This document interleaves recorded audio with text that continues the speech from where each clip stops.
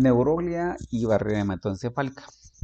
Para, comple- para complementar la información que hemos estado hablando, debemos recordar que nuestras células nerviosas se van a dividir en dos grandes grupos. Las células que van a ser responsables de enviar la información a través de potenciales de acción y aquellas neuronas que nos van a ayudar a que se cumpla esa función. Por eso llamamos neuronas de apoyo o neuroglias o glías.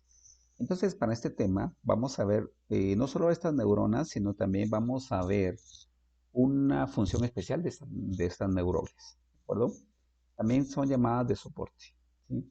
Estas son células o neuronas que tienen una alta capacidad metabólica. Vamos a ver cómo el astrocito nos ayuda a nivel de las neuronas funcionales a darle un aporte no solo de glucosa, sino también una regularización de otros elementos. Por eso se habla de nutrición a través de esto. Como la neurona no almacena nutrientes, la que lo debe de ser es una célula de soporte. Y tal vez como para adelantarme un poquito, puedo decir que la neurona más ¿qué? Que más se acopla, perdón, a esto va a ser el astrocito. ¿Sí? Yo tengo mis dudas con relación al astrocito, es decir, ¿qué es el astrocito en realidad?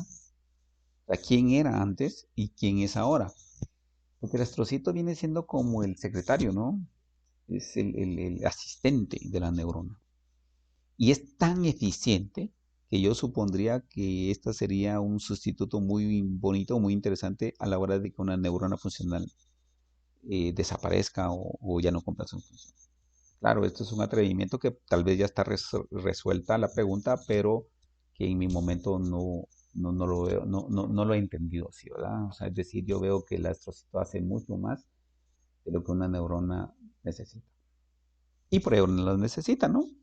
Porque van a apoyar el funcionamiento y les van a regular.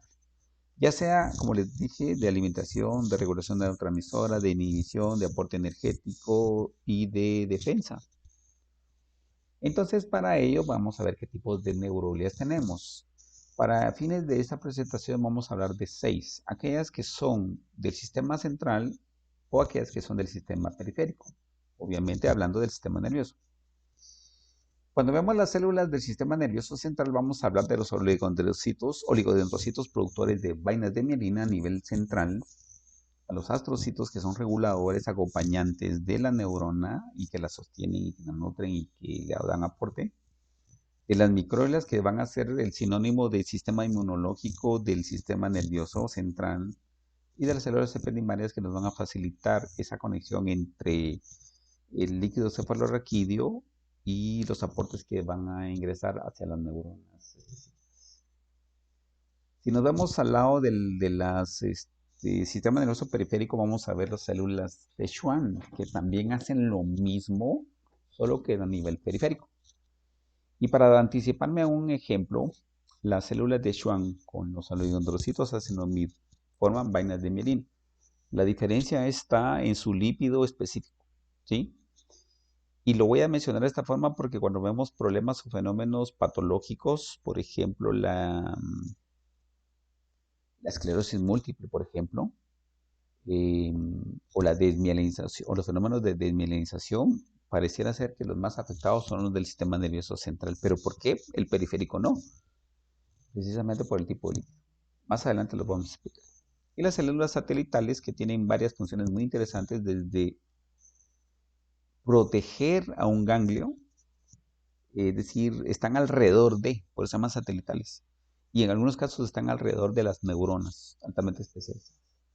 Por eso en algunas de las literaturas casi no se comenta mucho esto, porque generalmente van a estar cubriendo una especie de estructura como lo que son los ganglios, ¿no? Bueno, veamos el astrocito, ¿no?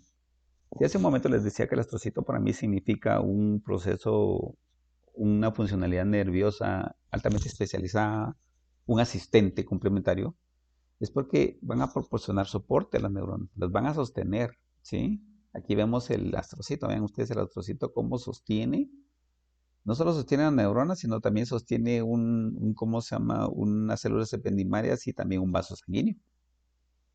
Entonces vean ustedes las funciones.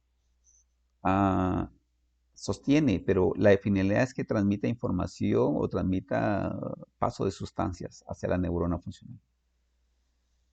El astrocito va a retirar desechos del encéfalo, incluso los va a acumular, ¿sí? En algunos casos hablan de que se come, es decir, hace una fagocitosis. Produce algunas sustancias químicas, sí, que van a regular como los neuromoduladores que regulan los neurotransmisores.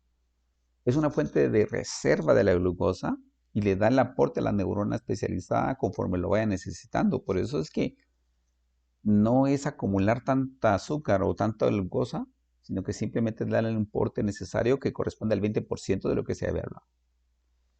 Es una glía altamente especializada porque va a envolver los vasos sanguíneos. Y esto es importante porque cuando envuelve los vasos sanguíneos es porque está cumpliendo la función de barrera, como lo vamos a ver.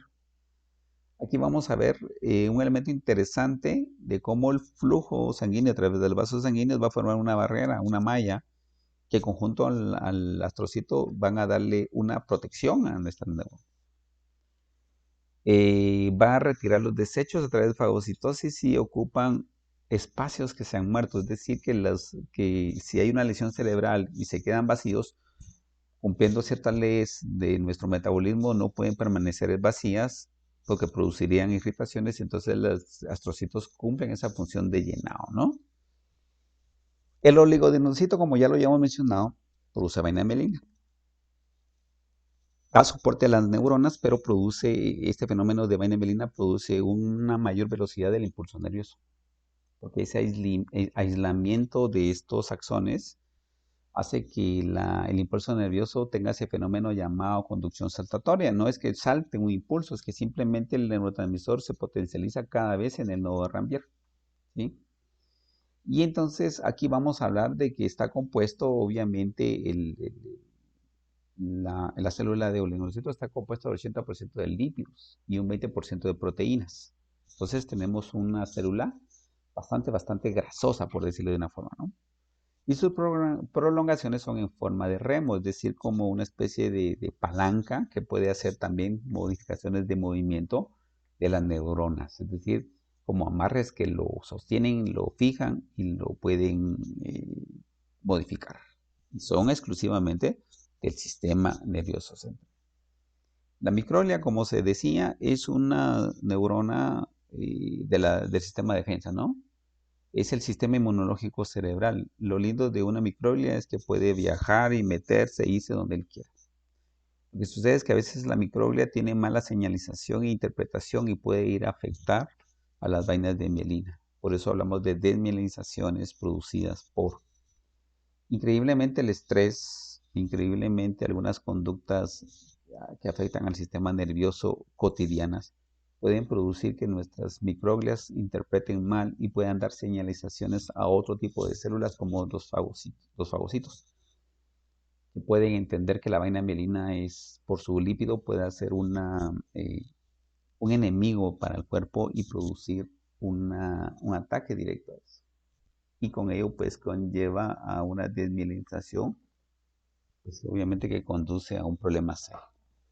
Entonces la microglia funciona como un fagocito que va a rodear y va a degradar neuronas muertas, ¿sí? Son representantes del sistema inmunológico y protegen al encéfalo de cualquier microorganismo o invasor que ingrese. Es responsable de las reacciones inflamatorias ante el daño cerebral, ¿de acuerdo? Aquí vemos un poquito de cómo estos receptores de las células de microglias pueden identificar en algún modo sustancias, ¿no?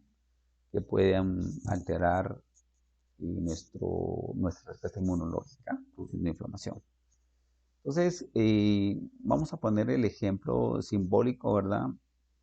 De que de alguna manera una microglia puede tener receptores que se liberan de las grasas y que pueden producir una fagocitosis a nuestra neurona.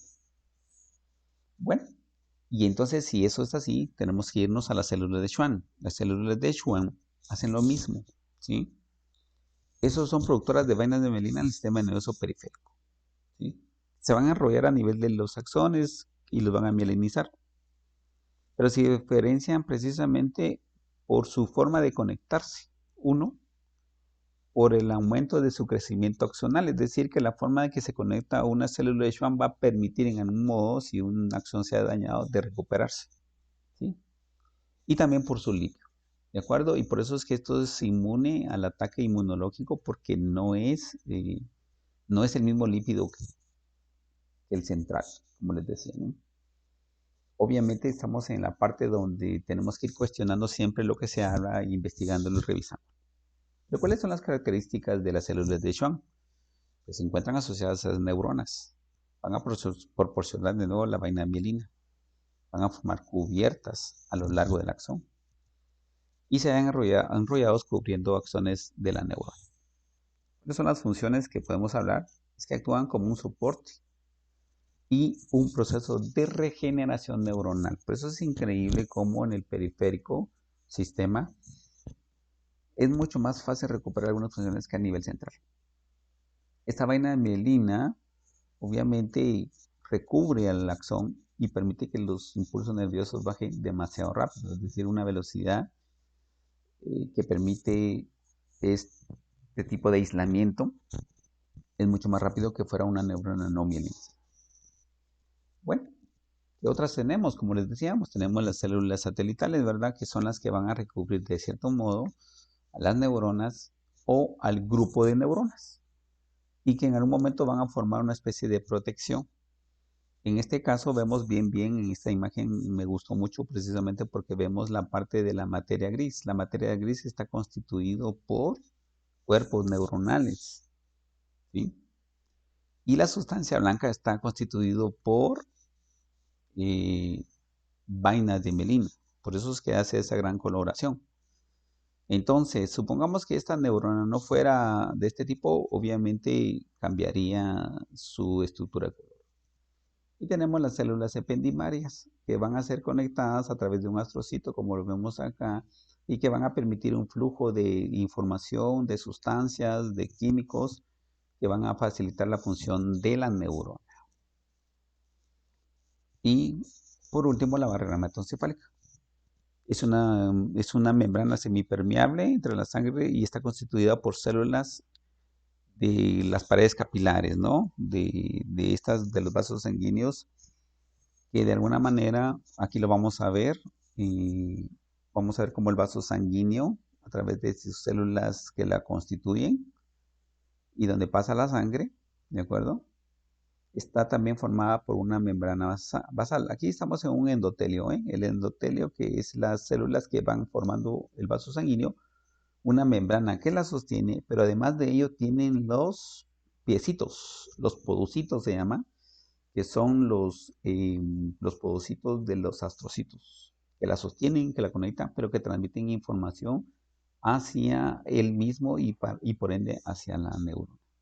Bueno, tenemos un área que nos va a detectar no solo el asco, sino nos va a detectar también sustancias que van a ser nocivas hacia nuestro cerebro, como por ejemplo el área postrema, ¿no? Lo vemos en la parte posterior, más o menos del bulbo raquídeo, ¿verdad? Y que obviamente es donde se detectan aquellas sustancias venenosas o nocivas y que produce y estimula el vómito. Bueno, y entonces hablar de todo esto es interesante y lo vamos a ir integrando en el futuro con las conductas para poder explicar por qué de alguna manera es importante el análisis de cada una de ellas. Muchas gracias, estaré para servirles y mucho gusto en saludar.